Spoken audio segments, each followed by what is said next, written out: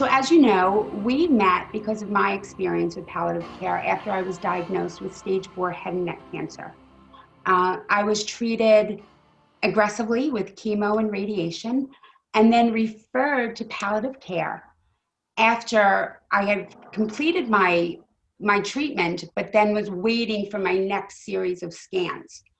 Um, it was important for me because it gave me the connection to the hospital that I needed in between that time when oncology and radiology dropped out while we were waiting to see what next steps were. I absolutely attribute palliative care to my being able to take those next steps to becoming healthier again. I was just wondering, what brought you to palliative care? Out of all the specialties that medicine has to offer, how did you get here? It's a great question, and I think about it a lot because it took until I was quite far along in my career and my professional development to turn to palliative care. I actually trained as an internal medicine doctor, and then I did specialty training in geriatrics. And I chose that field because it was holistic. Geriatrics enabled me to look at the whole person in the context of their family, in the context of their community, to pay attention to things like access to transportation, safe housing, access to food, level of ability to understand and remember, to do all the things we were recommending. And right. When I was in training, it didn't make any sense to me to focus just on one organ system or one disease type, because if the patient couldn't understand what I was saying, didn't speak English, didn't have access to transportation, wasn't able to afford the medicines that I was busily prescribing, we were talking to ourselves. So geriatrics was a field that said all these things are important and they all need to be taken into account to provide high quality care to the patient. But what I found, despite having specialized in a field that by its nature is holistic, was that we were working in the mainstream healthcare system. And the mainstream healthcare system was unbelievably fragmented. So there was a doctor for every single part of the body, a doctor for the hand, a doctor for the shoulder, a doctor for the knee, a doctor for head and neck cancer, a doctor for high blood pressure, a different doctor for diabetes. And while this level of specialization meant that each one of those individual problems was getting the highest quality care, nobody was responsible for keeping it all together, except the patient and their patient's family. And let's remember, the patient and the patient's family did not go to medical school or nursing school, doesn't really understand how all these things affect one another and interact. And so despite all of our best intentions among my colleagues and in the organization where you receive care and where I work, patients very often fell through the cracks of that fragmentation. And I witnessed that, and I became more and more disturbed by the ways in which the splitting and the fragmentation and the lack of communication and the lack of coordination ended up in some cases doing more harm than good, and leaving patients holding a bag that they had no training or background or ability to control. And I remember them telling me to go, her exact words were, go home and marinate. And in 3 months, we're going to come back and see if all the medicine worked. And I remember walking out of there going, okay, now we got to wait. And it wasn't until I received that phone call from palliative care that I felt like, oh, there's another piece. This makes sense, that I'm not just casted out there to say, you're by yourself.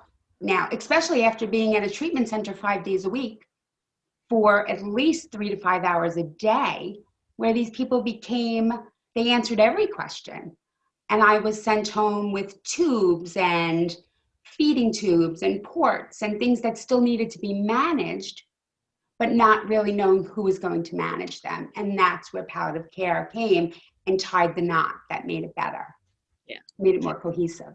Exactly. So the way I think about it, and I'm not big on football or sports analogies, but palliative care is sort of the quarterback in the sense that it is our job to make sure that all the different pieces are talking to each other and that the family and the patient aren't left trying to translate jargon, medical jargon from multiple specialists and understand how to weigh the risks and benefits. So for example, if you're seeing a doctor for your blood pressure and that doctor puts you on a medicine for your blood pressure, he or she may have no idea how that interacts with the chemotherapy or the radiation or the meds from all the other 10 doctors. And our job is to say, wait a minute, we need to look at all of these together and communicate back to all of these physicians and teams and make sure that what we're doing together is in the best interest of the patient and not inadvertently causing harm.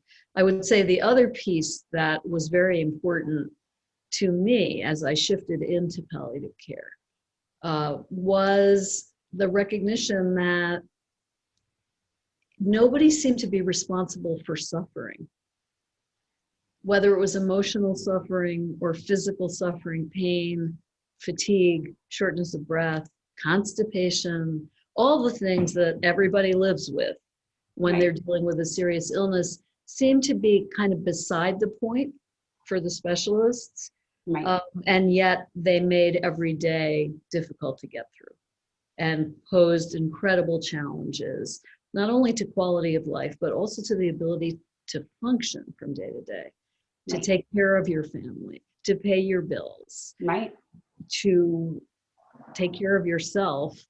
And it seemed as if, in a way, it was the elephant in the room that no one was talking about.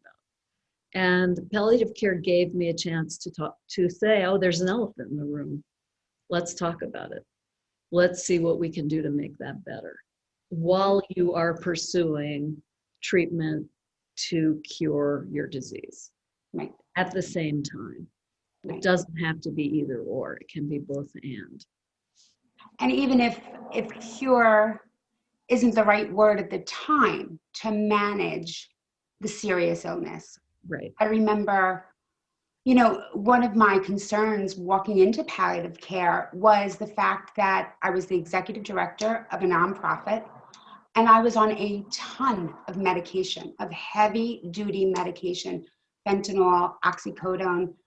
And these were concerns of mine. I needed to know that I was going to be able to transition back into life. And everything that I read was that these drugs, you know, could have serious long-term effects. And I remember being so reassured that as high a dosages that I was on, that they were going to bring me down safely and effectively with as little incident as possible. And I just remember that being a huge weight lifted off my shoulders because it's scary, you know, but those medications were so needed. And when I do read in the paper and I hear in the news that there are people advocating for certain drugs no longer to be used, you know, you just want to call up these talk shows and say, no. Palliative care will manage these for seriously ill people and help them get back into the world the right way without issues of addiction or, you know, whatever other serious side effects could come from them. So, and that's such a great point. And when you think about it, every medicine has risks and benefits.